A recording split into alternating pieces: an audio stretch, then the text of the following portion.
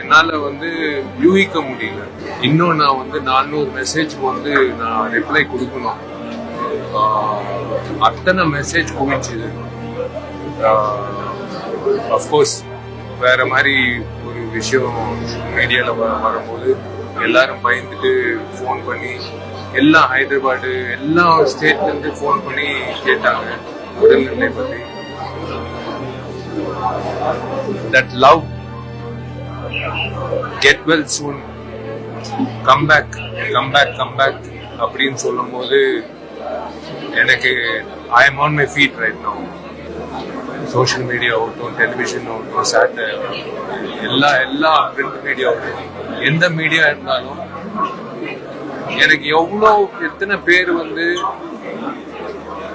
அன்பை காட்டி இருக்காங்க, அன்போட இருக்காங்க, என்னை லவ் பண்றாங்க, என்னை நேசிக்கிறாங்க, என்னை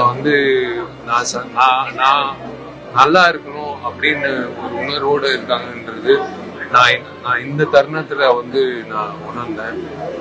ஸோ உங்க எல்லோருக்கும் நான் எப்படி ஒரு வார்த்தையால நான் சொல்ல முடியாது. நான் படங்கள் மூலியமா தான் நான் சொல்ல முடியும்.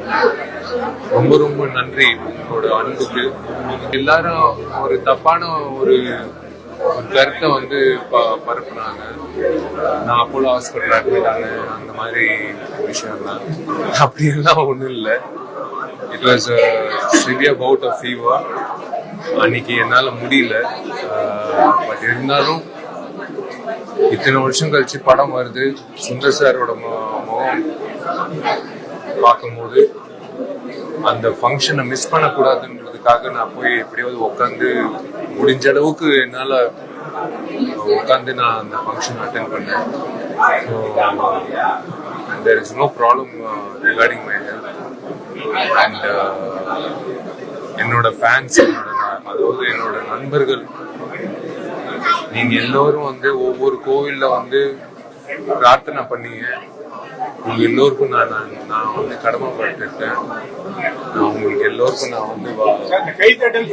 ரெண்டு கையோட கை கோர்த்து நான் வணக்கத்தை தெரிவிச்சுக்கிறேன், நன்றியை தெரிவிச்சுக்கிறேன். பொதுமக்கள் பொறுத்த வரைக்கும், மீடியா பொறுத்த வரைக்கும், it is going to be a festival. ஒரு ஃபெஸ்டிவல்ல படம் கொடுக்கறது கடவுளா அமைச்சு கொடுத்த ஒரு தேதி.